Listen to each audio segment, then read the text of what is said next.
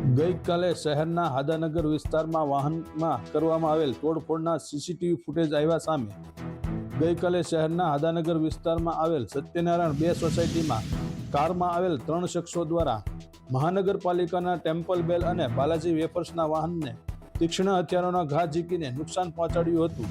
આ ઘટનાના CCTV footage સામે આવ્યા છે।